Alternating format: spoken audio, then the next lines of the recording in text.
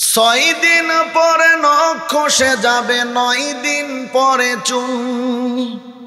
কবর গাঘের সামান নিতে কইরো না কেউ ভুল। কবর জায়গা ভালো নয়, কবর জায়গা ভালো নয়।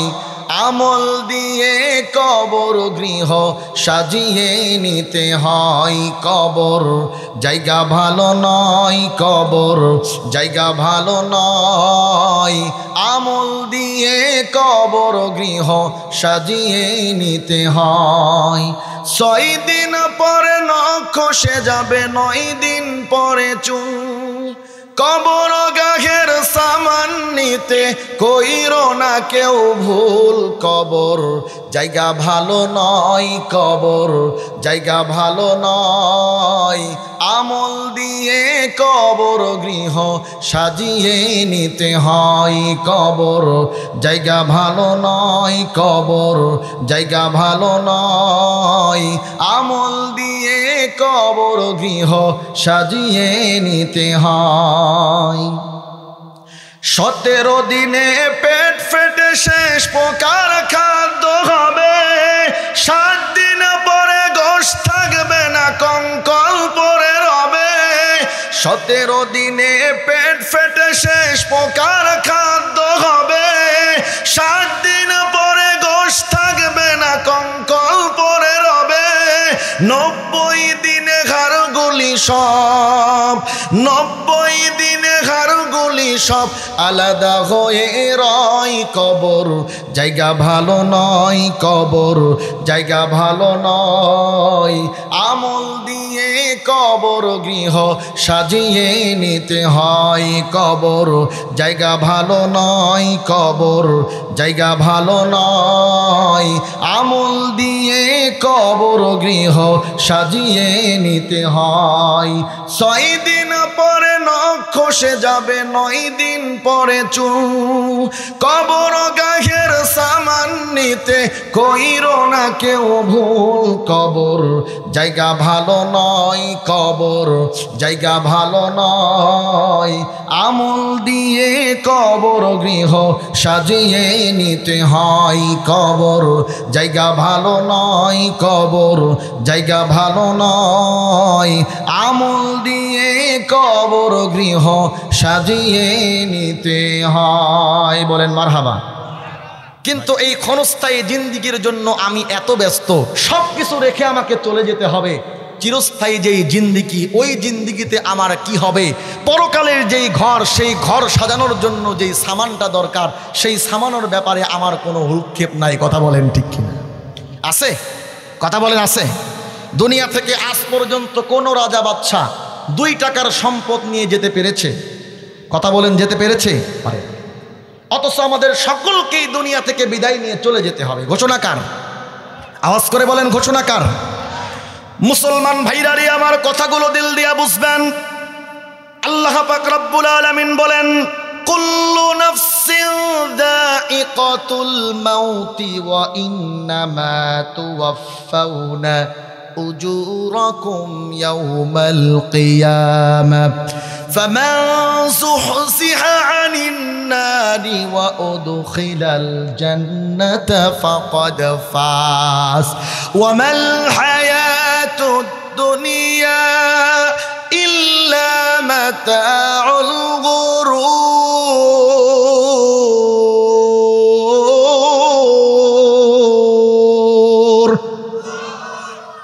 আল্লাহ পাক রব্বুল আলামিন বলেন, প্রত্যেককেই মৃত্যুর সায়াত গ্রহণ করতে হবে।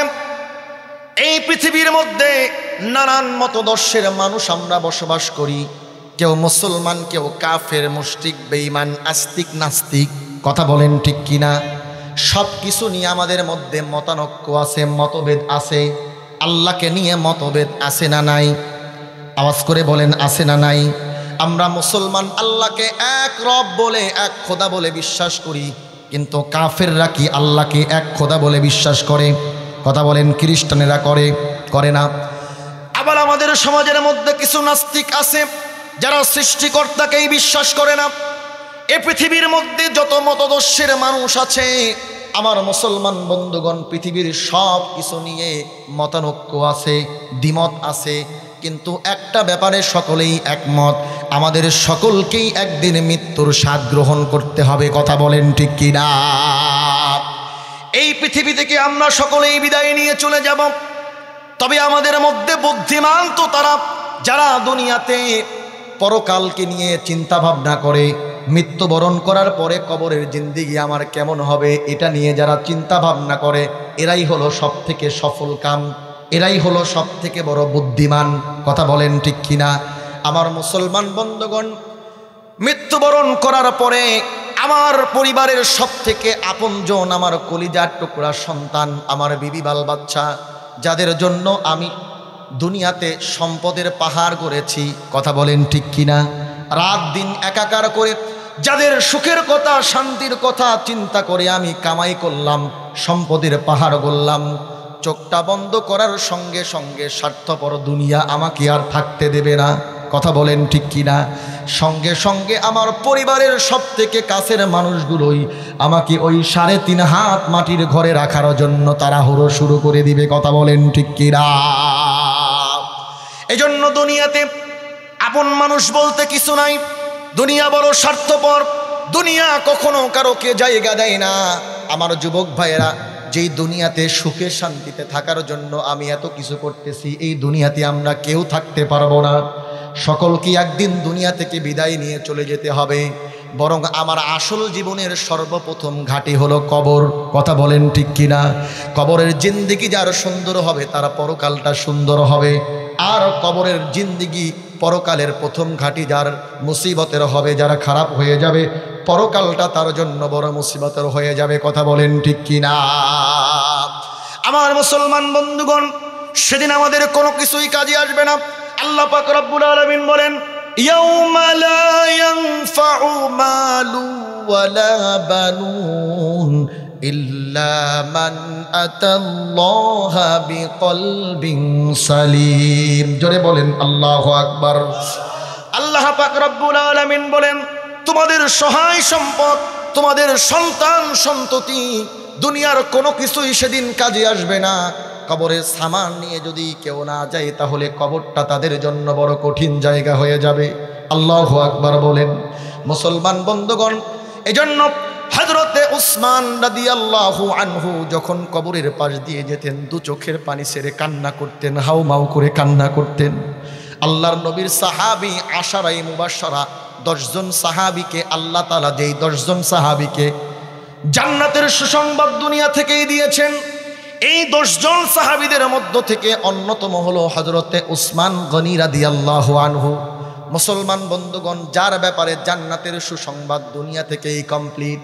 মুসলমান বন্ধুগণ, তারপরেও হযরতে উসমান যখন কবরের পাশ দিয়ে যেতেন, গোরস্থানের পাশ দিয়ে যেতেন, হযরতে উসমান দু চোখের পানি ছেড়ে হাউমাউ করে কান্না করতেন। হযরতে উসমানের সাথী সঙ্গীরা বলতেন, হুজুর, কবরের পাশ দিয়ে যেতে আপনি এমন করে কেন কান্না করেন? জাহান্নামের আলোচনা হলে তো আপনি এমন কান্না করেন না, পরকাল হাসর নাসরের আলোচনা হলে তো আপনি এমন কান্না করেন না, কবরের পাশ দিয়ে যেতে আপনি কেন এমন কান্না করেন? হযরতে উসমান ফুপিয়ে ফুপিয়ে কাঁদতেন আর সঙ্গীদেরকে বলতেন, ও আমার সাথী সঙ্গীরা শোনো, কবর এমন একটা জায়গা যেই কবরের মধ্যে কোনো পরিচয় চলে না। আমি মুহাম্মাদের জামাতা, এই পরিচয় কবরের মধ্যে চলবে না। শুধু কবর জানে তার সামান নিয়ে আমি কবরের মধ্যে আসতে পেরেছি কিনা। পরকালের জিন্দেগির সর্বপ্রথম ঘাঁটি হলো কবর। কবরটা যার জন্য সুন্দর হবে তার পরকালটা সুন্দর হয়ে যাবে, আর কবরটা যার জন্য বিপদগ্রস্ত হবে, কবরে যারা আযাব হবে, পরকাল তার জন্য বড় কঠিন হয়ে যাবে। এজন্য কবর দেখলেই আমি হাউমাউ করে কান্না করতে থাকি। বলেন আল্লাহু আকবার। আমার মুসলমান বন্ধুগণ, এজন্য কবরের সামান নিয়ে আমাদেরকে দুনিয়া থেকে বিদায় নিতে হবে। দুনিয়াকে সুন্দর করার জন্য, দুনিয়াটাকে সাজানোর জন্য কত আয়োজন আমাদের, কিন্তু কবরের ঘরের কথা আমরা চিন্তা করি না। কথা বলেন ঠিক কিনা? আমার মুসলমান বন্ধুগণ, শুধুমাত্র 3 টুকরা 5 টুকরা কাপড় ছাড়া আমাদের সঙ্গে কিছুই যাবে না। কথা বলেন ঠিক কিনা? কাফন আমার আপন, কবর আমার ঘাটি, ওই কবরে যেতে হবে, থাকবে না কেউ সাথী। থাকতে হবে নিরালায় একা একা বাসতলায়, থাকতে হবে নিরালায় একা একা বাসতলায়। চতুর্দিকে রবে শুধু মাটি, চতুর্দিকে রবে শুধু মাটি। কাফন আমার আপন, কবর আমার ঘাটি। ওই কবরে যেতে হবে, থাকবে না কেউ সাথী। থাকতে হবে নিরালায় একা একা বাসতলায়, থাকতে হবে নিরালায় একা একা বাসতলায়। চতুর্দিকে রবে শুধু মাটি, চতুর্দিকে রবে শুধু মাটি। ঠিক কিনা বলেন? 3.5 হাত মাটির ঘর, কারো আপন কারো পর, কারো হবে ফুলেরই বাগান, কারো বা হবে জাহান্নাম। 3.5 হাত মাটির ঘর, কারো আপন কারো পর, কারো হবে ফুলেরই বাগান, কারো বা হবে জাহান্নাম। কঠিন হবে সেদিন তোমার না থাকিলে নেকি, কঠিন হবে সেদিন তোমার না থাকিলে নেকি। ওই কবরে যেতে হবে, থাকবে না কেউ সাথী। কথা বলেন ঠিক কিনা? আমার মুসলমান বন্ধুগণ, আমার বাবাজিরা, আমার কলিজার টুকরা যুবক ভাইয়েরা, পর্দার আড়ালের মা বোনেরা, সকলকেই কিন্তু ওই কঠিন মুসিবতের দিন আল্লাহর সামনে আমাদেরকে দাঁড়াতে হবে। কথা বলেন ঠিক কিনা? শুধু কবরের জিন্দিগি শেষ না, আমরা যদি দুনিয়া থেকে ভালো কাজ করে কবরের দিকে রওনা করতে পারি, কবরটা আমার জন্য জান্নাতের টুকরা হয়ে যাবে। ফেরেশতা এসে 3টা প্রশ্ন করবে, মার রব্বুকা, তোমার রবকে, ওয়ামান নাবিয়্যুকা, তোমার নবীকে, ওয়ামা দীনুকা, তোমার দিন কি। যারা ইমানদার মুমিন, দুনিয়াতে ভালো কাজ করেছে, নেকির কাজ করেছে, 5 ওয়াক্ত নামাজের পাবন্দি করেছে, ইনসাফ প্রতিষ্ঠা করেছে, এমন মানুষগুলোর জন্য কবরটা জান্নাতের বাগান হয়ে যাবে। ফেরেশতার প্রশ্নের জবাবগুলো টাস টাস করে দিয়ে দিবে। কথা বলেন ঠিক কিনা? আর যারা বদকার হবে, যারা নামাজের পাবন্দি করবে না, মানুষকে কষ্ট দিবে, আমার মুসলমান বন্ধুগণ, বিশ্বনবীজি বলেন বিশেষ করে 2টা কারণে কবরের মধ্যে বান্দার উপরে আযাব আর গজব শুরু হয়ে যাবে। 1 নম্বরে হলো মুসলমান বন্ধুগণ, যারা পবিত্রতার ব্যাপারে খেয়াল রাখে না, পেশাব করে ঢিলাকুলু ব্যবহার করে না, পানি খরচ করে না, অপবিত্র থাকে, এটা হলো একটা। 2 নম্বরে হলো যারা মানুষের ব্যাপারে ছগলখুরি, পরনিন্দা করে। বিশেষ করে এই 2টা গুণ, খারাপ গুণ যাদের মধ্যে থাকবে, তাদের উপরে কবরে রাখার সঙ্গে সঙ্গে ফেরেশতারা আযাব আর গজব চাপিয়ে দিবে। বলেন নাউজুবিল্লাহ। মুসলমান ভাইরারি, আমার কথাগুলো দিল দিয়া বুঝবেন। আল্লাহর নবী একদিন কোনো একটা কবরের পাশ দিয়ে যাচ্ছেন, হঠাৎ করে নবীজি থেমে গেলেন আর কবরের 2 কোণায় 2টা খেজুর গাছের ডাল গেড়ে দিলেন। সাহাবায়ে কেরাম বললেন, ইয়া রাসূলুল্লাহ, ব্যাপারটা বুঝলাম না, হঠাৎ করে আপনি থেমে গেলেন আর এখানে খেজুরের ডাল কেন গেড়ে দিলেন? আল্লাহর নবীজি বললেন, ও আমার সাহাবীরা, আমি যেটা দেখতে পাই তোমরা সেটা দেখতে পাও না। এই কবরের মধ্যেই বান্দার উপরে আযাব চলতেছে। আমি এই যে খেজুরের ডালটা বনে দিলাম, লাগিয়ে দিলাম, এই খেজুরের পাতা যখন নড়াচড়া করবে, খেজুরের পাতাগুলো জিকির করবে, আর এই জিকিরের কারণে আল্লাহর বান্দার কবরের আযাবটা আল্লাহ তাআলা মওকুফ করে দিবেন। বলেন সুবহানাল্লাহ। সাহাবায়ে কেরাম জিজ্ঞেস করলেন, ইয়া রাসূলুল্লাহ, কি কারণে তার উপরে এই আযাব আর গজব? নবীজি বললেন, 2টা কারণে তার উপরে আযাব দেওয়া হয়। 1 নম্বরে আল্লাহর এই বান্দা পবিত্রতার ব্যাপারে খেয়াল রাখতো না, পেশাবের সিটার ব্যাপারে খেয়াল রাখতো না। দেখবেন যেগুলো পাকা বাথরুমগুলো আছে সেখানে তো পেশাব করায় কোনো সমস্যা হয় না, কিন্তু গ্রামগঞ্জে মাঠের মধ্যে বসে গেলে ঢিলার উপরে লাগলেই সিটি আসে। কথা বলেন ঠিক কিনা? আবার অনেকেই পানি ব্যবহার করে না, ঢিলাগুলো ব্যবহার করে না, যার কারণে পেশাব করে ওঠার পরে লজ্জা স্থান থেকে পেশাব ঝরতে থাকে, এভাবে শরীরটা নাপাক হয়ে যায়। মুসলমান বন্ধুগণ, এই অবস্থা যদি আমার হয়, আমার শরীরটা যদি নাপাক থাকে, আমি যদি এই পবিত্রতার ব্যাপারে খেয়াল না রাখি তাহলে কবরে আমার উপরে আযাব আর গজব নাজিল হতে থাকবে। নাউজুবিল্লাহ বলেন। 2 নম্বরে ছগলখড়ি আমাদের সমাজে আছে না নাই? মানুষের ব্যাপারে পরনিন্দা এটা আছে না নাই? সব থেকে বেশি হয় ইমাম সাহেবের বিরুদ্ধে। কথা বলেন ঠিক কিনা? চায়ের দোকানগুলো খবর নিয়ে দেখেন, কোনো কাজ কাম নাই, চায়ের দোকানে বসেই ইমাম আজকে নামাজের মধ্যে কেমন করে দাঁড়িয়েছে, কোন দিক দিয়ে আসছে, কোন দিক তাকাইছে, ইমাম সাহেবের ভুঁড়িটা উঁচু নাকি নিচু, এগুলো নিয়ে সমালোচনা হয় কি হয় না? কথা বলেন হয় কি না? আমার মুসলমান বন্ধুগণ, একটা উদাহরণ দিলাম। এভাবে আমরা সুযোগ পেলেই অন্যের ছেলের ব্যাপারে, মেয়ের ব্যাপারে ছগলখড়ি পরনিন্দা করতে শুরু করে দেই। মুসলমান বন্ধুগণ, আল্লাহর নবীজি বলেন, এই যে কবরের উপরে আল্লাহর বান্দার উপরে গজব হয় 2টা কারণে। একটা হলো পবিত্রতার ব্যাপারে সে খেয়াল রাখতো না। নাম্বার 2, মানুষের ব্যাপারে ছগলখড়ি পরনিন্দা করত, যার কারণে কবরের মধ্যে তাকে কঠিন আযাবের সম্মুখীন করা হয়েছে। আমার মুসলমান বন্ধুগণ, এই ছগলখড়ি পরনিন্দা, মানুষের ব্যাপারে গীবত, এটা আমার মা বোনদের মধ্যে সব থেকে বেশি দেখা যায়। আমি আমার মা বোনদের পায়ে হাত রেখে বলতে চাই, আমার উপর আপনারা রাগ করবেন না, এটা বাস্তবতা। এক জায়গায় 2 জন 5 জন হলে পরে অন্যের মেয়ের ব্যাপারে গীবত, কথা বলেন ঠিক কিনা? অন্যের স্বামীর বিপরে, অন্যের স্ত্রীর ব্যাপারে গীবত শেখায়ত আমরা করতে থাকি। আমার মা বোনেরা, খবরদার এটা করবেন না। আল্লাহ তাআলা আপনাদের সম্মানকে পুরুষের চাইতে বেশি করেছেন, কথা বলেন ঠিক কিনা? নারীরা পুরুষদের চাইতে সম্মানের দিক থেকে সব থেকে বেশি। একজন নারী যখন মা, তখন তার মর্যাদা 3 গুণ বেশি, কথা বলেন ঠিক কিনা? আল্লাহর নবীর একজন সাহাবী এসে জিজ্ঞেস করলেন, ইয়া রাসূলুল্লাহ, আমার পিতামাতার মধ্য থেকে কার হক আমার উপরে বেশি? আল্লাহর নবীজি বললেন, তোমার মা। সাহাবী আবারও জিজ্ঞেস করলেন, ইয়া রাসূলুল্লাহ, তারপরে কে? আল্লাহর নবীজি বললেন, তোমার মা। আবারও জিজ্ঞেস করলেন, বলেন তোমার মা। চতুর্থবার বললেন, তোমার বাবা। আল্লাহু আকবার বলেন। মুসলমান বন্ধুগণ, একজন নারী যখন মা, তখন তার মর্যাদা একজন পুরুষের চাইতে 3 গুণ বেশি। একজন নারী যখন কন্যা সন্তান, তখন তার সম্মান হলো, আল্লাহর নবীজি বললেন, যার ঘরে একটা কন্যা সন্তান তার জন্য একটা জান্নাত। আল্লাহু আকবার বলেন। যার ঘরে 2টা কন্যা সন্তান তার জন্য 2টা জান্নাত। যার ঘরে 3টা কন্যা সন্তান তার জন্য 3টা জান্নাত। আর এই সন্তানটাকে ভালোভাবে শিক্ষা দিল, সৎ পাত্রে পাঠ্যস্থ করলো। আল্লাহর নবীজি বলেন, আল্লাহ তাআলা তার জন্য জান্নাতের 8টা দরজাকে উন্মুক্ত করে দিবেন। যেই রাস্তা দিয়ে, যেই গেট দিয়ে ইচ্ছা ওই বান্দা সেই গেট দিয়ে জান্নাতের মধ্যে প্রবেশ করবেন। বলেন সুবহানাল্লাহ। আমার সম্মানিত মা এবং বোনেরা, এই জন্য খবরদার ছগলখড়ি করা যাবে না, পরনিন্দা করা যাবে না, মানুষের ব্যাপারে হিংসা বিদ্বেষ দিলের মধ্যে রাখা যাবে না। আমার যুবক ভাইরা, এই কবরের জিন্দেগি কিন্তু শেষ না। এই কবর থেকে আবার আমাদেরকে উঠানো হবে, সেদিন হবে চূড়ান্ত বিচারের দিন, কথা বলেন ঠিক কিনা?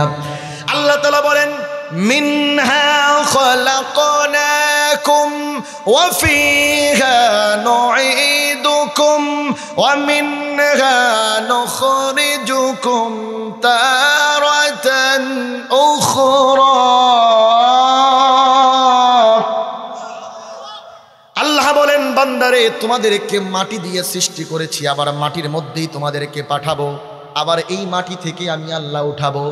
মুসলমান বন্ধুগণ, ইসরাফিল আলাইহিস সালাতু ওয়াস সালাম যখন সমস্ত দুনিয়ার মানুষের জান কবজ করা হয়ে যাবে, ফেরেশতা আজরাইল পর্যন্ত নিজেও তার জানটাকে কবজ করবে। আল্লাহু আকবার বলেন। সময় স্বল্প, সংক্ষেপে বলার জন্য চেষ্টা করতেছি। সকলেই যখন মৃত্যুবরণ করবে, হযরত ইসরাফিল আলাইহিস সালাতু ওয়াস সালাম সিংহার মধ্যে ফুৎকার দিবেন, আবার সমস্ত বান্দাকে এই জমিন থেকে উঠানো হবে। ওই দিন হবে কঠিন হাসরের দিন, ওই দিন হবে কঠিন বিচারের দিন। ওই দিন কেউ পলায়ন করতে পারবে না, কথা বলেন ঠিক কিনা? আমার মুসলমান বন্ধুগণ, হাসরের ময়দানটা এতটাই কঠিন ময়দান হবে, ওই দিন আমার আপনার জন্য আপন মানুষ থাকবে না, ভাই ভাইকে চিনবে না, রক্তের সম্পর্কের বোন বোনকে চিনবে না, স্বামী তার স্ত্রীকে চিনবে না, স্ত্রী তার স্বামীকে চিনবে না। আমার মুসলমান বন্ধুগণ, দুনিয়াতে সব থেকে আপনজন কলিজার টুকরা সন্তানকে মা সেদিন ভুলে যাবে। আল্লাহু আকবার বলেন। আমি আপনাদের কাছে জানতে চাই, বলুন তো দেখি, পৃথিবীতে মা তার সন্তানকে যতটা মোহাব্বত করেন, ভালোবাসেন, পৃথিবীতে এমন ভালোবাসার জিনিস, ভালোবাসার ব্যক্তি আর কি দ্বিতীয় আরেকজন পাওয়া যাবে নাকি? আমার মুসলমান বন্ধুগণ, মা তার সন্তানকে কেমন মোহাব্বত করেন একটা মিসাল দিয়ে আমি শেষ করব, খুব ভালো করে বুঝবেন। আমার মুসলমান বন্ধুগণ, যেদিন থেকে আমি আর আপনি মায়ের রেহেমের মধ্যে একটু একটু করে বড় হতে শুরু করেছি, আমাদের আব্বা আম্মার মিলনের মাধ্যমে যেদিন থেকে আমি আর আপনি মায়ের রেহেমের মধ্যে একটু একটু করে বড় হতে শুরু করলাম, মা ইচ্ছা করলেই আমাকে আর আপনাকে আধুনিক কোনো পদ্ধতি অবলম্বন করে পেটের মধ্যেই হত্যা করতে পারতেন। কথা বলেন ঠিক কিনা? কিন্তু মা তা করলেন না। 10 মাস 10 দিন আমাকে আর আপনাকে পেটের মধ্যে ধারণ করলেন। আমার মুসলমান বন্ধুগণ, পেটের মধ্যে আমি আর আপনি একটু একটু করে বড় হতে শুরু করেছি। যতদিন পর্যন্ত মায়ের পেটের মধ্যে আমরা ছিলাম, মা একটা বেলার জন্য ভালো করে খাবার খেতে পারেন নাই। কথা বলেন ঠিক কিনা? যত উন্নত মানের খাবার মায়ের মুখের সামনে ধরা হোক, মা যখন এক লোকমা খাবার নাকের সামনে, মুখের সামনে নেন, মায়ের নাকের মধ্যে একটা গন্ধ লাগে, মা খেতে পারেন না, ওয়াক করে বের করে দেন। কথা বলেন ঠিক কিনা? 10 মাস 10 দিন পর্যন্ত মা ভালো করে খেতে পারলেন না, দুর্বল হয়ে গেলেন। আমার মুসলমান বন্ধুগণ, শুধু যে মা সন্তানকে পেটের মধ্যে রাখতে গিয়ে খোদার কষ্ট করেছেন তা কিন্তু নয়। মুসলমান বন্ধুগণ, মা রাত্রিতে ঠিক মতো ঘুমাতে পারেন না। মা যখন ডান দিক হয়ে ঘুমাবেন, মা চিন্তা করেন ডান দিক হয়ে ঘুমালে না জানি আমার কলিজা টুকরা সন্তানটা কোথায় ব্যথা পেয়ে যায়। মা বাদিক হয়ে ঘুমাতে যান, মা যখন বাদিক হয়ে ঘুমাবেন, মা চিন্তা করেন বাদিক হলে না জানি আমার কলিজা টুকরা সন্তানটা কোথায় ব্যথা পেয়ে যায়। আমার মুসলমান বন্ধুগণ, মা আবার কি করেন? ডান দিক হয়ে ঘুমান না, বাদিক হয়েও ঘুমান না। মা ঘুমিয়ে গিয়েছেন, গভীর রজনীতে এমন অবস্থা হয়েছে, আমার মুসলমান বন্ধুগণ, কলিজার টুকরা সন্তান মায়ের কলিজার মধ্যে লাথি দিয়েছে। মা চিৎকার দিয়ে বিছানার মধ্যে দাঁড়িয়ে গিয়েছেন। আল্লাহু আকবার বলেন। মা পেটের যন্ত্রণায় সারা রাত ঘুমাতে পারেন না। কথা বলেন ঠিক কিনা? আমার মুসলমান বন্ধুগণ, শুধু পেটের মধ্যে রাখতেই যে মাকে কষ্ট করতে হলো তা কিন্তু নয়। আমার মুসলমান বন্ধুগণ, যেদিন আমাকে আর আপনাকে মা নর্মাল ডেলিভারির মাধ্যমে দুনিয়াতে আনলেন, মাকে এতটা কষ্ট সহ্য করতে হয়েছে, পৃথিবীর কোনো মানুষ যেই কষ্ট দুঃখের কথা কল্পনাও ভাবতে পারে না। আমার মুসলমান বন্ধুগণ, চিকিৎসা বিজ্ঞানী যারা আছেন তারা বলেন, একজন সুস্থ মানুষ তার শরীরের মধ্যে সর্বোচ্চ 45 ইউনিট ব্যথা সহ্য করতে পারে। এর বেশি ব্যথা যদি কারো শরীরের মধ্যে দেওয়া হয়, মানুষটার সঙ্গে সঙ্গে মারা যাবে, স্পট ডেড হয়ে যাবে। অথচ একজন মা সন্তানকে যখন নর্মাল ডেলিভারির মাধ্যমে দুনিয়াতে আনবেন, মুসলমান বন্ধুগণ, 45, 46, 47 ইউনিট না, মাকে নর্মাল ডেলিভারির মাধ্যমে সন্তানকে দুনিয়াতে আনতে 57 ইউনিটের বেশি ব্যথা মাকে সহ্য করতে হয়েছে। বলেন সুবহানাল্লাহ। আমার মুসলমান বন্ধুগণ, যদি কোনো ডাক্তারকে প্রশ্ন করা যায়, ও ভাই ডাক্তার, একজন সুস্থ মানুষ তার শরীরের মধ্যে সর্বোচ্চ 45 ইউনিট ব্যথা সহ্য করতে পারে, তাহলে একজন মা কেমন ভাবে 57 ইউনিট ব্যথা সহ্য করার পরেও দুনিয়াতে বেঁচে থাকে? ডাক্তারের জবানের মধ্যে কোনো অ্যান্সার থাকে না। ডাক্তার শাহাদত আঙ্গুলি আসমানের দিকে উঁচু করে দেখায় আর বলে, আল্লাহ তাআলার কুদরতি ফায়সালা ছাড়া ওই মা দুনিয়াতে বেঁচে থাকার কথা না। বলেন সুবহানাল্লাহ। আমার মুসলমান বন্ধুগণ, দুনিয়াতে সন্তানকে এনেই মায়ের দায়িত্ব ফুরে যায় না। দুনিয়াতে আসার পরে, সন্তানকে আনার পরে মা আবার নতুন চ্যালেঞ্জিংয়ের সম্মুখীন হয়। 2 বছর 2.5 বছর যাবৎ পর্যন্ত মাকে সন্তানকে লালন পালন করতে হয়। মুসলমান বন্ধুগণ, আমি আপনাদের কাছে জানতে চাই, বলুন তো দেখি, আমরা আমাদের মায়ের বুকের দুধ পান করেছি 2 বছর 2.5 বছর যাবৎ পর্যন্ত। বলুন তো দেখি, মায়ের এক ধার দুধের দাম শোধ করার ক্ষমতা আমাদের আছে নাকি? মায়ের এক ধার দুধের দাম কাটিয়া গায়ের চাম, মায়ের এক ধার দুধের দাম কাটিয়া গায়ের চাম, পাপোশ বানায়া দিলেও শোধ হবে না রে, এমন দরদি মায়ার কেহই হবে না। ঠিক কিনা বলে? বর্তমান সমাজের মধ্যে এটা একটা মারাত্মক ভাইরাস। যুবক ইসলামিক কাজের সঙ্গে সম্পৃক্ত, ইসলামী আন্দোলন করে, 5 ওয়াক্ত নামাজ মসজিদে এসে আদায় করে, বছরে একটা করে জালসা দেয়, ভালো ভালো কাজের সঙ্গে সম্পর্ক, ময় মুরব্বীর সঙ্গে দেখা হলে রাস্তাঘাটে সালাম দেয়, যুবকের সব দিকে সব কমপ্লিট, কিন্তু ঘরে গিয়ে মায়ের সঙ্গে বাবার সঙ্গে রুক্ষ ভাষায় কথা বলে, এমন যুবক সমাজের মধ্যে আছে না নাই? কথা বলেন, আছে না নাই? মায়ের নাফরমানি করে এমন সন্তান আছে না নাই? অথচ আল্লাহ তাআলা নিজের হকের কথা বলতে গিয়ে পিতামাতার হকের কথা বলেছে। মা যে কত বড় সম্পদ সন্তান তো জানে না। সন্তান যদি জানতো যে আমার মা আমার জন্য কত বড় সম্পদ, আল্লাহর কসম করে বলতেছি সন্তান কখনো মায়ের চেহারার দিকে চোখ রাঙিয়ে কথা বলতে পারতো না। কথা বলেন ঠিক কিনা? মা কেন এত দামি জানে না সকলে, জানতো যদি পড়তো দেখে কোরআন হাদিস খুলে। ঠিক কিনা বলেন? মা কেন এত দামি জানে না সকলে, জানতো যদি পড়তো দেখে কোরআন হাদিস খুলে। 1,000 সওয়াব মিলে, কবুল হজের সওয়াব মিলে, মাকে একবার দেখিলে দেখিলে। মা কেন এত দামি জানে না সকলে, জানতো যদি পড়তো দেখে কোরআন হাদিস খুলে। মা কেন এত দামি জানে না সকলে, জানতো যদি পড়তো দেখে কোরআন হাদিস খুলে। 10 মাস 10 দিন পান করালেন মায়ের বুকের দুধ, কোলে বুকে নিয়ে আমায় দিলেন কত সুখ। 10 মাস 10 দিন পান করালেন মায়ের বুকের দুধ, কোলে বুকে নিয়ে আমায় দিলেন কত সুখ। মাকে কষ্ট দিলে আল্লাহর, মাকে কষ্ট দিলে আল্লাহর আরশ কাঁপে বলে। মা কেন এত দামি জানে না সকলে, জানতো যদি পড়তো দেখে কোরআন হাদিস খুলে। মা কেন এত দামি জানে না সকলে, জানতো যদি পড়তো দেখে কোরআন হাদিস খুলে। 2 বছর পান করালেন মায়ের বুকের দুধ, কোলে বুকে নিয়ে আমায় দিলেন কত সুখ। 2 বছর পান করালেন মায়ের বুকের দুধ, কোলে বুকে নিয়ে আমায় দিলেন কত সুখ। কিভাবে সেই মাকে সন্তান, কিভাবে সেই মাকে সন্তান মন্দ কথা বলে। মা কেন এত দামি জানে না সকলে, জানতো যদি পড়তো দেখে কোরআন হাদিস খুলে। 1,000 সওয়াব মিলে, কবুল হজের সওয়াব মিলে, মাকে একবার দেখিলে দেখিলে। মা কেন এত দামি জানে না সকলে, জানতো যদি পড়তো দেখে কোরআন হাদিস খুলে। ঠিক কিনা বলেন?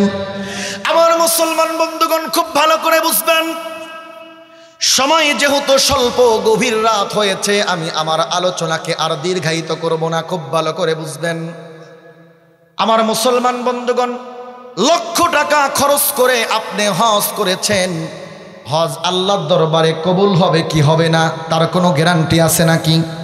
একটু আওয়াজ করে বলেন, গ্যারান্টি আছে নাকি? 5 লক্ষ টাকা 7 লক্ষ টাকা খরচ করে হজ করেছেন, প্রতি বছর আপনি হজে যান, ওই হজ আল্লাহর দরবারে কবুল হবে কি হবে না তার কোনো গ্যারান্টি নাই। কিন্তু আল্লাহর নবীজি বলেন, যদি কোনো সন্তান তার মায়ের চেহারার দিকে একবার নেক নজরে তাকায়, আল্লাহ তাআলা তার আমলনামায় সঙ্গে সঙ্গে একটা কবুল হজের সওয়াব লিখে দেন। বলেন সুবহানাল্লাহ। আমার যুবক ভাইরা খুব ভালো করে বোঝার জন্য চেষ্টা করবেন।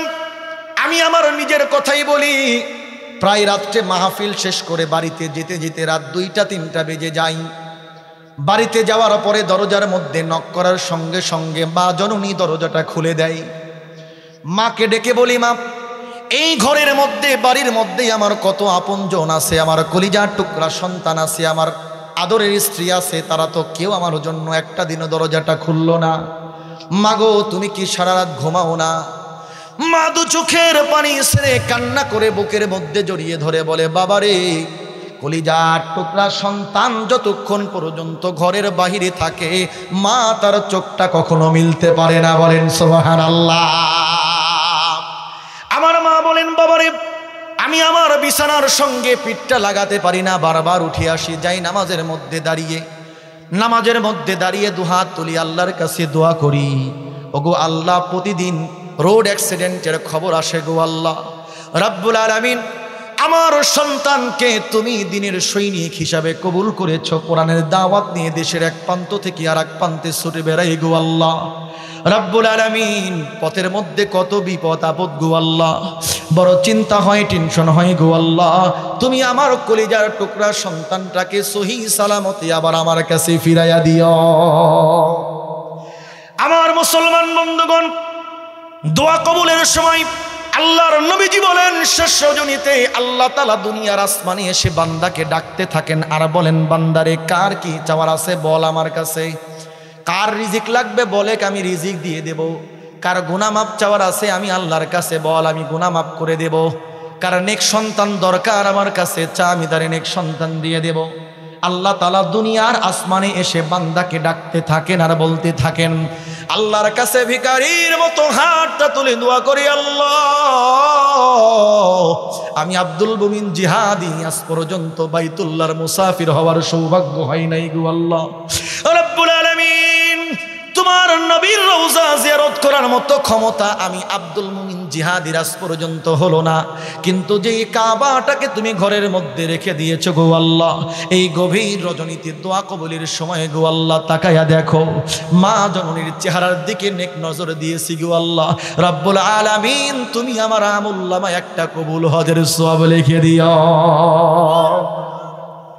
আমার মুসলমান বন্ধুগণ, কথাই কথা চলে আসে, বিশেষ করে যুবক ভাইদেরকে বলতে চাই, যত বড় আল্লাহওয়ালা তুমি হও না কেন, যত বড় তাহাজ্জুদ গুজারি হও না কেন, দানশীল দানবীর হও না কেন, কোনো ইবাদত আল্লাহর দরবারে কবুল হবে না।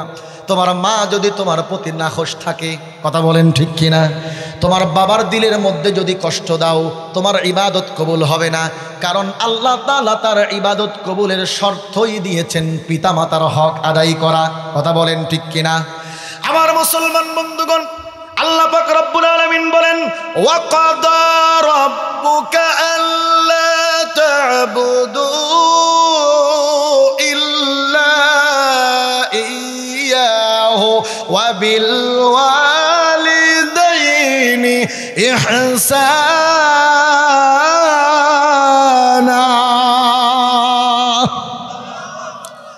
আল্লাহ তাআলা বলেন, বান্দারে, আমি আল্লাহর পক্ষ থেকে চূড়ান্ত পর্যায়ের সিদ্ধান্ত, 1 নম্বর সিদ্ধান্ত, আমি আল্লাহর ইবাদত করবি, আমি আল্লাহ ছাড়া অন্য কারো ইবাদত করতে পারবি না। এটা আমি আল্লাহর পক্ষ থেকে 1 নম্বরের চূড়ান্ত পর্যায়ের সিদ্ধান্ত। 2 নম্বরের চূড়ান্ত পর্যায়ের সিদ্ধান্ত হলো, আমি আল্লাহর ইবাদতের পরে তোরা তোদের পিতামাতার ইবাদত করবি, পিতামাতার খেদমত করবি। খবরদার খবরদার, পিতামাতার সঙ্গে খারাপ আচরণ করতে পারবি না। ইম্মা ইয়াবলুগান্না ইনদাকাল কিবার আহাদুহুমা আও কিলাহুমা উফফিন ওয়ালা তানহারহুমা ওয়া কুল লাহুমা কাওলান কারীমা। পিতামাতার সঙ্গে ভালো আচরণ করবি, সম্মানসূচক আচরণ করবি। পিতামাতা বৃদ্ধ হয়ে গেলে খবরদার তাদের প্রতি উফ শব্দটাও করতে পারবি না। ঘোষণা কার? আওয়াজ করে বলেন, ঘোষণাটা কার?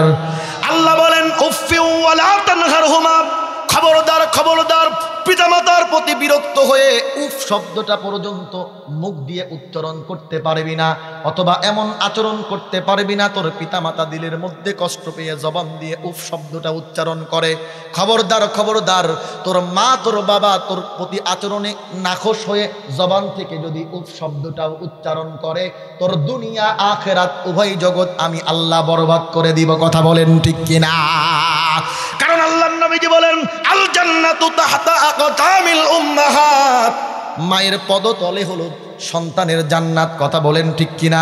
সুতরাং সহজ পদ্ধতিতে দুনিয়া থেকে জান্নাত যদি অর্জন করতে চাই, পিতামাতাকে সন্তুষ্টি করার দরকার আছে না নাই?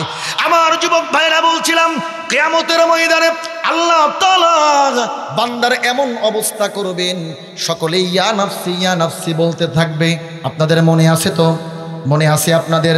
মুসলমান বন্ধুগণ, খুব ভালো করে বুঝবেন, কিয়ামতের ময়দানটা এমন কঠিন জায়গা হবে, মা তার সন্তানকে চিনবে না, বাবা তার সন্তানকে চিনবে না। আল্লাহ তাআলা বলেন, ইয়াউমা ইয়াফিরুল মারউ মিন আখিহি ওয়া উম্মিহি ওয়া আবিহি ওয়া সাহিবাতিহি ওয়া বানিহি।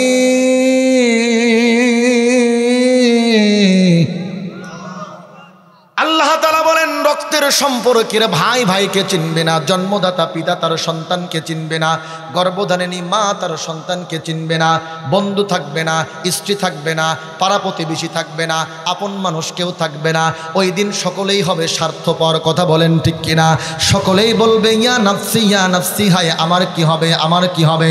মুসলমান বন্ধুগণ, দুনিয়া থেকে আল্লাহর কোরআনকে কেউ যদি বন্ধু বানাতে পারে, কিয়ামতের ময়দানে আল্লাহর কোরআন তার পক্ষে চলে যাবে, তার পক্ষে দাঁড়ায়া, আল্লাহর সামনে দাঁড়ায়া আল্লাহর সঙ্গে ঝগড়া করবে। ততক্ষণ আল্লাহ তার ওই বান্দা বান্দিকে ক্ষমা করে জান্নাত দিবে না, যতক্ষণ বলেন সুবহানাল্লাহ। আলোচনা খুঁজে পেয়েছেন? কি বলেছিলেন যুবক ভাই? আল্লাহর কোরআনের সঙ্গে সম্পর্ক করতে হবে। আমি যদি পাক্কা ইমানদার হতে চাই, কোরআনকে বন্ধু বানানোর বিকল্প কোনো রাস্তা নাই। কথা বলেন ঠিক কিনা? কোরআনকে বন্ধু বানানোর দরকার আছে না নাই? আল্লাহর জমিনে আল্লাহর দ্বীন প্রতিষ্ঠার জন্য, কোরআনের হুকুমত প্রতিষ্ঠার জন্য নিজের জান মাল যারা কোরবানি করবে, কিয়ামতের ময়দানে আল্লাহর কোরআন তাদের পক্ষে দাঁড়াবে। আল্লাহর কোরআন আল্লামা দেলোয়ার হোসেন সাইদির পক্ষে দাঁড়াবে আর বলবে, আল্লাহ আপনার অমুক গুলাম আল্লামা দেলোয়ার হোসেন সাইদি সারা জীবন আমি কোরআনকে বন্ধু বানিয়েছে, কোরআনের তাফসীর করেছে, কোরআনের হক কথাগুলো বলার কারণে জেলের মধ্যে বন্দী হয়েছে, চক্রান্তমূলকভাবে তাকে জেলখানার মধ্যে শহীদ করা হয়েছে। কথা বলেন ঠিক কিনা? আল্লাহর কোরআন আমির হামজার পক্ষে দাঁড়াবে, আল্লাহর কোরআন আল্লামা মামুনুল হকের পক্ষে দাঁড়াবে আর বলবে, আল্লামা মামুনুল হক আমি কোরআনকে বন্ধু বানিয়েছিল, শুধুমাত্র কোরআনের কথা বলার কারণে তার উপরে মিথ্যা অপবাদ দিয়ে বছরের পর বছর জেলখানার মধ্যে জালিমেরা বন্দী করে রেখেছে। মুসলমান বন্ধুগণ, আল্লাহর কোরআনকে যারাই দুনিয়াতে বন্ধু বানাবে, আল্লাহর জমিনে আল্লাহর দ্বীন প্রতিষ্ঠার জন্য, কোরআনের হুকুমত প্রতিষ্ঠার জন্য, সমাজের মধ্যে, রাষ্ট্রের মধ্যে, ব্যক্তির মধ্যে কোরআন প্রতিষ্ঠার জন্য যারা কাজ করবে, জান মাল কোরবানি করবে, কিয়ামতের ওই কঠিন মুহূর্তে যেদিন আমার আপনার আপন কেউ থাকবে না, আল্লাহর কোরআন সেদিন ওই বান্দা বান্দির পক্ষে দাঁড়িয়ে যাবে। বলেন সুবহানাল্লাহ। ওই কোরআনকে বন্ধু বানানোর দরকার আছে না নাই? কথা বলেন। মুসলমান বন্ধুগণ, সর্বপ্রথম সুপারিশ করবেন আমাদের নবী। আল্লাহু আকবার বলেন। কোন নবী রাসূল আল্লাহর সামনে যাওয়ার সাহস পাবে না। হাদিসটা বলার সময় আমার হাতে নাই, সংক্ষেপে বলতেছি। সমস্ত মানুষ অতিষ্ঠ হয়ে যাবে, হযরতে আদম আলাইহিস সালামের কাছে যাবেন। আদম আলাইহিস সালাম বলবেন, আমার দ্বারা সম্ভব না, নিষিদ্ধ ফল আমি খেয়ে ফেলেছিলাম, আল্লাহ আজকে আমার উপরে রাগান্বিত, না জানি আমার সঙ্গে কি আচরণ হয়, আমি আল্লাহর কাছে যেতে পারবো না। হযরতে নূহ আলাইহিস সালামের কাছে যাবে, নূহ আলাইহিস সালাম ফিরিয়ে দিবেন। হযরত ইব্রাহিম আলাইহিস সালামের কাছে যাবেন, ইব্রাহিম আলাইহিস সালাম ফিরিয়ে দিবেন। শেষ পর্যন্ত সকলে আমার আপনার নবী মুহাম্মদুর রাসূলুল্লাহ সাল্লাল্লাহু আলাইহি ওয়াসাল্লামের কাছে আসবেন। আল্লাহর নবীজি সিজদায় পড়বেন আর বলবেন, আল্লাহ ততক্ষণ পর্যন্ত আমি সিজদা থেকে মাথা ওঠাবো না যতক্ষণ পর্যন্ত না আমার উম্মতকে আপনি ক্ষমা করে জান্নাত না দেন। বলেন সুবহানাল্লাহ। আমার মুসলমান বন্ধুগণ, ওই কিয়ামতের কঠিন মুহূর্তে আল্লাহর নবীজি যদি আমাদের পক্ষে না দাঁড়িয়ে বিপক্ষে দাঁড়াই, বলেন তো দেখি আমাদের কোনো গতি আছে নাকি? কথা বলেন। আল্লাহ তাআলা বলেন, ওয়াকালার রাসূল ইয়া রাব্বি ইন্না কওমি اتخذوا هذا القرآن مهجورا। আল্লাহ তাআলা বলেন, কাল কিয়ামতের ময়দানে দুনিয়াতে আল্লাহর কোরআনকে যারা বন্ধু বানাবে না, কোরআনকে নিজের জীবন থেকে মাইনাস আর বাইপাস করে রাখবে, কোরআনের সঙ্গে যাদের সম্পর্ক থাকবে না, আমার মা বোনেরা খুব ভালো করে বুঝেন, আল্লাহর কোরআনের সঙ্গে যাদের সম্পর্ক থাকবে না, আমার যুবক ভাইরা খুব ভালো করে বুঝেন, আজকে এই ময়দান থেকে প্রতিজ্ঞা গ্রহণ করবেন, যে করেই হোক না কেন। আমার বন্ধুবর ওমর ফারুক ভাই এখানে আছেন, আজকের আলোচনায় বক্তা ছিলেন, তার সঙ্গে আমার প্রায় কথা হয়, খুব ভালো সম্পর্ক ভাইয়ের সঙ্গে। আজকে আপনারা প্রতিজ্ঞা গ্রহণ করবেন, ভাইজানের মাদ্রাসায় গিয়ে আপনারা যুবক ভাইরা প্রতিদিন একটা সময় গিয়ে কোরআন শিখবেন। বাবাজিরা যারা আছেন প্রতিজ্ঞা গ্রহণ করেন, পারেন না সমস্যা নাই, চেষ্টা করতে থাকেন। তলবে এলেম অবস্থায় যদি মৃত্যু হয়, মৃত্যু হবে শহীদি মৃত্যু। কথা বলেন ঠিক কিনা? সমাজের মধ্যে আমার এমন অনেক বোন তৈরি হয়েছে যারা মাদ্রাসায় লেখাপড়া করেছে, হাফেজা আলেমা। আমি আমার মা বোনদেরকে বলি কিছু হাদিয়া নির্ধারণ করবেন, যে আমরা 20 জন মহিলা তোমার কাছে পড়বো, 100 করে টাকা দেব, 1 ঘন্টা পড়বো 2000 টাকা। কথা বলেন ঠিক কিনা? মুসলমান বন্ধুগণ, আমার মা বোনেরা, আজকের থেকে এই কোরআনের মজলিস থেকে প্রতিজ্ঞা গ্রহণ করতে হবে, সর্বপ্রথম কোরআনের শুদ্ধ তেলাওয়াত আমরা শিখব। কথা বলেন ঠিক কিনা? আমার আগের বক্তা চমৎকার কথা বলেছেন। মুসলমান বন্ধুগণ একটা উদাহরণ দিয়েছেন, নামাজের সঙ্গে মোহাব্বত থাকলে হবে না, নামাজ পড়তে হবে। কথা বলেন ঠিক কিনা? মুসলমান বন্ধুগণ, অনুরূপভাবে আমি ইসলামকে মোহাব্বত করি, এতটুকুই যথেষ্ট না। আল্লাহর জমিনে আল্লাহর দিন প্রতিষ্ঠার জন্য আমাকে সশরীরে গিয়ে জানমাল সব কিছু কুরবানির মাধ্যমে আল্লাহর জমিনে আল্লাহর দিন প্রতিষ্ঠা করতে হবে। কথা বলেন ঠিক কিনা? এই জন্য আমি বলবো, সর্বপ্রথম আল্লাহর কোরআনকে আমরা বন্ধু বানাবো, কোরআনের সঙ্গে আমরা সম্পর্ক গড়ব। পারবো কি পারবো না? আল্লাহ তাআলা সকলকে কবুল করুন, বলেন আল্লাহুম্মা আমিন। কোরআন যদি আমার বন্ধু না হয়, কিয়ামতের ময়দানে আল্লাহ বলেন, ওয়াকালার রাসূলু ইয়া রাব্বি ইন্না কওমি ইত্তাখাযু। আল্লাহর নবীজি আল্লাহর সামনে দাঁড়ায়া বলবেন, ওগো আল্লাহ, আমার উম্মতের অমুক অমুক ব্যক্তি দুনিয়াতে কোরআনের সঙ্গে সম্পর্ক রাখে নাই, যেহেতু দুনিয়াতে আপনার কোরআনের সঙ্গে তাদের কোনো সম্পর্ক ছিল না, আমি নবীর আদর্শের সঙ্গে তাদের কোনো সম্পর্ক ছিল না, আজকে কিয়ামতের ময়দানে আমি নবীও তাদের পক্ষে নাই। বলেন নাউজুবিল্লাহ। আবার মুসলমান বন্ধুগণ, সর্বশেষ কথা, আল্লাহর নবীর হাদিস থেকে একটা হাদিস আপনাদের খেদমতে বর্ণনা করেছি। আল্লাহর নবীজি বলেন, আল্লাহ তাআলা কাল কিয়ামতের ওই কঠিন মুহূর্তে 7 শ্রেণীর মানুষকে তারা আরশের নিচে জায়গা দিবেন। কয় শ্রেণীর মানুষ? একটু আওয়াজ করে বলেন। মুসলমান ভাইরা রে, আমার কথাগুলো দিল দিয়ে বুঝবেন। আল্লাহর নবীজি বলেন, সাবাতুন ইউজিল্লুহুমুল্লাহু ফি জিল্লিহি ইয়াওমা লা জিল্লা ইল্লা জিল্লুহু আল ইমামুল আদিল ওয়া শাবুন নাশআ ফি ইবাদিল্লাহি আযজা ওয়া জাল্লা ওয়া রাজুলুন কলবুন মুআল্লাকুন ফিল মাসাজিদ। আল্লাহু আকবার বলেন। আল্লাহর নবীজি বলেন, কাল কিয়ামতের ওই কঠিন মুহূর্তে যেখানে কোনো ছাদের ছায়া থাকবে না, কোনো ছাউনি থাকবে না, সূর্যটা মাথার উপরে থাকবে। আমার মুসলমান বন্ধুগণ, 9,30,00,000 মাইল দূর থেকে সূর্য আমাদেরকে তাপ দেয়। সূর্যের তাপ আমরা সহ্য করতে পারি না। কথা বলেন ঠিক কিনা? মুসলমান বন্ধুগণ, গরমের দিনে 5 মিনিট রোদের মধ্যে কাজ করতে গেলে আমরা বড় হাঁফায়া যাই, শরীরটা ঘেমে যাই। কিয়ামতের ময়দানটা এত কঠিন হবে, সূর্যটা আমার আপনার মাথার উপরে থাকবে। হাদিসের মধ্যে এসেছে 1 মাইল 2 মাইল দূরে সূর্যটা অবস্থান করবে। মাথার উপরে সূর্য যখন তাপ দিবে, পাপিষ্ঠ বান্দাগুলো মগজগুলো গলে গলে নাকের ছিদ্র দিয়ে, কানের ছিদ্র দিয়ে বেয়ে বেয়ে পড়বে। পেটের নাড়িভুড়োগুলো পায়খানা পেশাবখানার রাস্তা দিয়ে বের হয়ে যাবে। ওই কঠিন মুহূর্তে কোনো কিছুর ছায়া থাকবে না। আল্লাহ তাআলা 7 শ্রেণীর মানুষকে ছায়া দান করবেন তারা আরশের নিচে। আল্লাহু আকবার বলেন। 7 শ্রেণীর মানুষকে আল্লাহ তাআলা তার আরশের নিচে ছায়া দান করবেন। 1 নম্বরে আল ইমামুল আদিল, ন্যায়পরায়ণ বাদশা যারা হবে, যে সমস্ত বাদশারা তার জনগণের উপরে ইনসাফ প্রতিষ্ঠা করবে, জনগণের উপরে জুলুম করবে না, অন্যায় করবে না, এমন ন্যায়পরায়ণ বাদশা আল্লাহ তাআলা তাদেরকে তারা আরশের নিচে জায়গা করে দিবেন। আল্লাহু আকবার বলেন।